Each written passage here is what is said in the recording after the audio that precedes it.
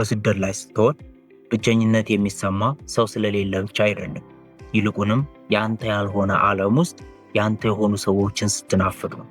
ይህ ናፍቆት አንዳንዴ አቅም ያሳጣሃል፣ ከሰው ያገልሃል፣ ተስፋም ያስቆርጣል።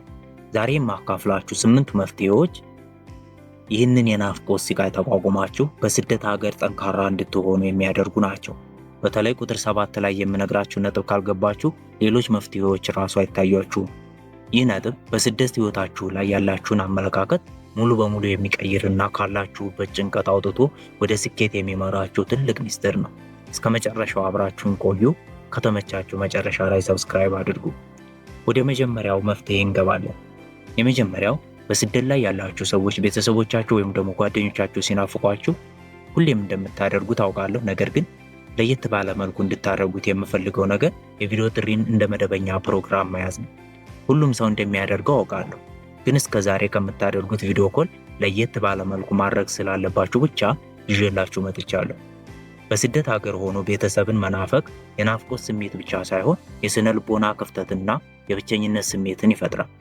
ይህንን ክፍተት ለመሙላትና ከቤተሰብ ጋር ያለውን ግንኙነት ለማጠናከር የቪዲዮ ጥሪን እንደ መደበኛ ፕሮግራም መያዝ እጅግ አስፈላጊ ነው። ይህ መፍትሄ በሳይኮሎጂካል ደረጃ ከሚሰጠው ጥቅም ውስጥ የሚከተሉት ይጠቀሳሉ።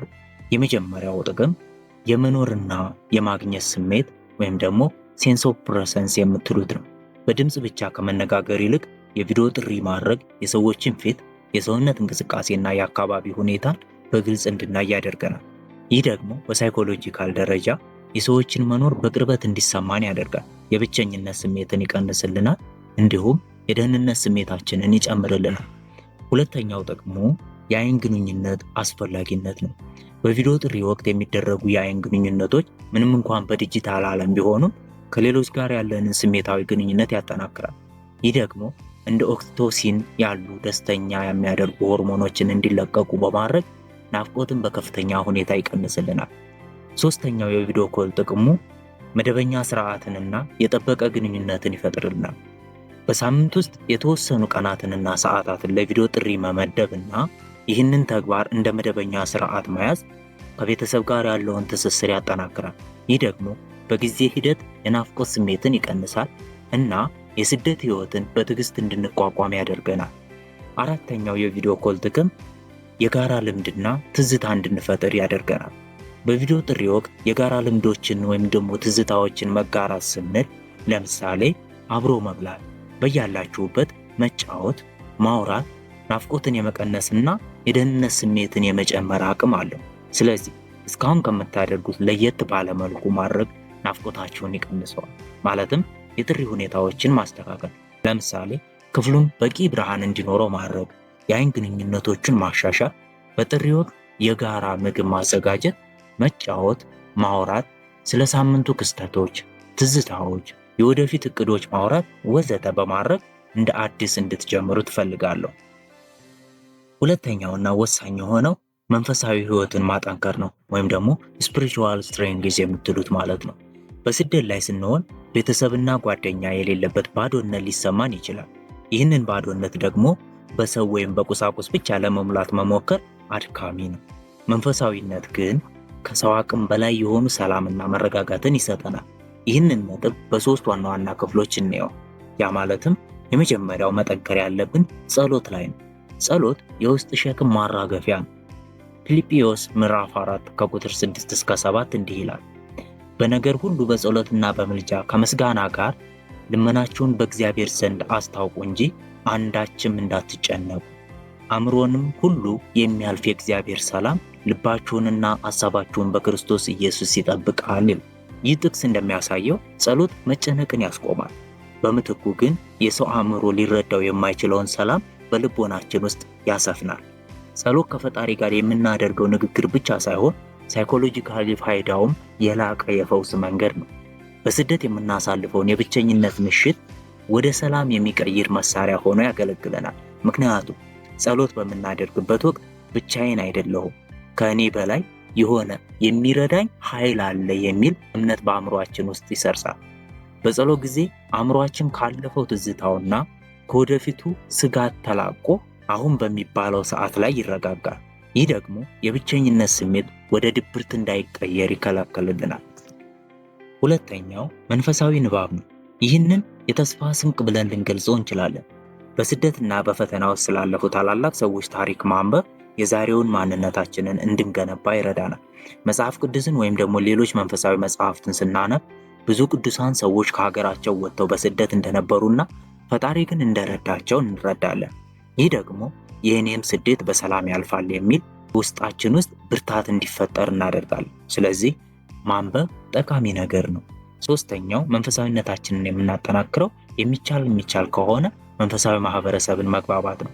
ሁለተኛውን ቤተሰብ የምናገኝበትን መንገድ መፍጠር ማለት ነው።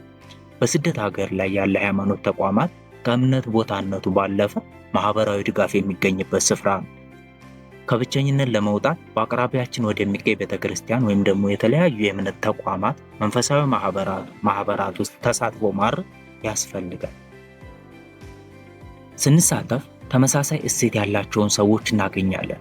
እነዚህ ሰዎች በችግራችን ጊዜ ደራሽ፣ በደስታችን ጊዜ አጋር በመሆን የቤተሰብ ናፍቆትን በከፊል ይተኩልናል። ማህበራዊ ድጋፍ ለሰው ልጅ አእምሮ ጤና እጅግ አስፈላጊ ነው። መንፈሳዊ ማህበረሰብ ደግሞ ይህንን ድጋፍ በፍቅርና በእምነት ላይ ተመስርቶ ይሰጠናል።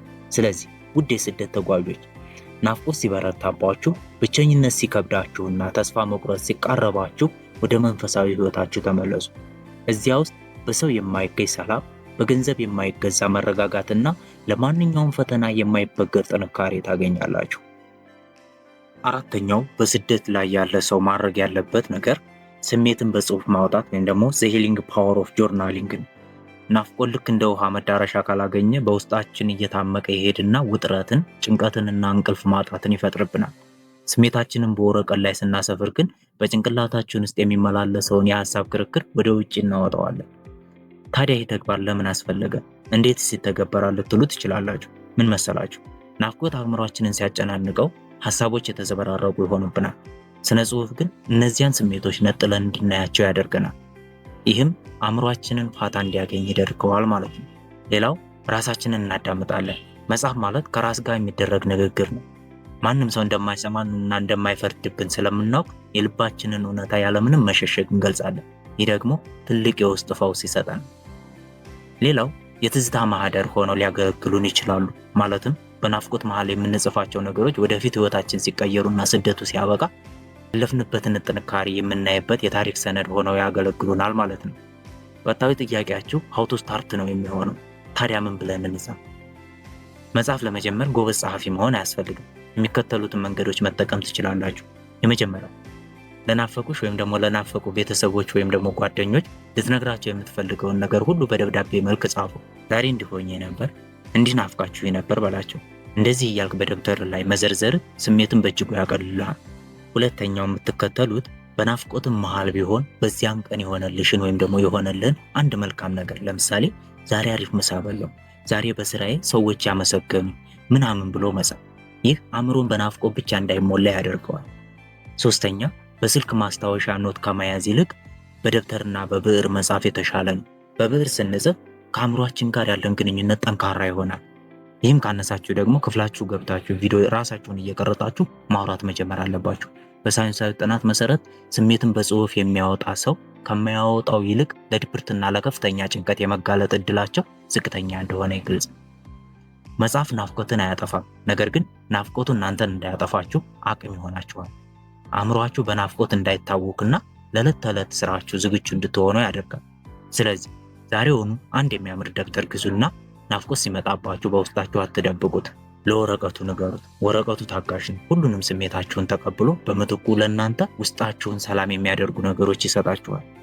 አምስተኛው ማድረግ ያለባችሁ ነገር ራስን በተለያዩ ተግባራት ማዛል ወይም ደግሞ ስቴይንግ ቢዚ ነው። ብዙውን ጊዜ ናፍቆት የሚበረታው ስራ ፈተን በምንቀበጥበት ወቅት ነው። ስለዚህ አዳዲስ ክህሎቶችን መማር፣ ለምሳሌ ኦንላይን ላይ ስለ ቢዝነስ አስፈላጊ ነገሮችን መማር፣ መጽሐፎችን ማንበብ። መጽሐፍ ከየት እናገኛለን የምትሉ ካላችሁ ደግሞ ኮሜንት ላይ ንገሩኝ። እኔ ራሴ በስልካችሁ የምታነቡበትን መጽሐፍ የምታገኙበትን መንገድ እነግራችኋለሁ። ሌላው ስፖርት በመስራት ወይም ደግሞ በትርፍ ጊዜ ማሳለፊያዎች ወይም ደግሞ ሆቢዎች ላይ በማተኮር አእምሮን ስራ ማስያዝ ናፍቆትን ለመርሳት ይረዳናል። ስድስተኛው ለወደፊት ግንኙነት እቅድ ማውጣት ነው። መቼ ነው የምንገናኘው የሚለውን ጥያቄ በጭንቅ ከማሰብ ይልቅ ለወደፊት ጉብኝት ወይም ደግሞ ቤተሰብን ሄዶ ለመጎብኘት እቅድ ማውጣትና ለዚያ የሚሆን ገንዘብ መቆጠብ ተስፋን ይሰጣል። ተስፋ ደግሞ የዛሬውን ናፍቆት በትዕግስት እንድንቋቋመው ያደርገናል። ሰባተኛው ምክሬ የስደትን ዋና ዓላማ ማስታወስ ነው። ይህ በጣም ሊታሰብበት የሚገባ ነገርና ይህንን ካሰብነው የማናልፈው ነገር አይኖርም ብዬ የማስበው ነገር ነው።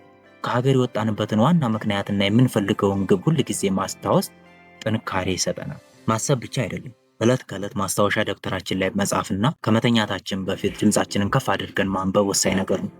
እመኑኝና ጀምሩ። ጥቅሙ የሚገባን ቆይቶ ነው። ከዚያ እንዲህ እንላለን፣ ናፍቆት ለጊዜው ነው። ነገ የተሻለ ህይወት ለራሴና ለቤተሰቤ ለመፍጠር ነው እዚህ ያለው። ስለዚህ መታገስ አለብኝ ብለን እንድናስብ ያደርገናል። ራስን ማሳመን ደግሞ ለናፍቆት እጅ እንዳንሰጥ ይረዳናል። ስለዚህ ናፍቆት ዓይንህን ሲያጨልመው ለምን መጣሁ ብለህ መጠየቅ አለብህ። ምክንያቱም ዓላማውን የሚያውቅ ሰው ለስሜት እጅ አይሰጥም። ስምንተኛውና ለዛሬው የመጨረሻው የሚሆነው ስሜትን ለቅርብ ሰው ማካፈል ነው። የድብርት ስሜቱና የናፍቆት ስሜቱ ከአቅም በላይ ሲሆን በስደት ሀገር ላሉ ታማኝ ጓደኞች ማውራትና ማማከር አስፈላጊ ነው። ምክንያቱም ተመሳሳይ ህይወት የሚኖሩ ሰዎች ስለሚረዱን የእነርሱን ተሞክሮ መስማት ብቻውን በራሱ እፎይታ ይፈጥርልናል። ስለዚህ በስደት ላይ ያላችሁ እህት ወንድሞቼ፣ ናፍቆት የፍቅር መገለጫ እንጂ የድክመት መገለጫ አይደለም።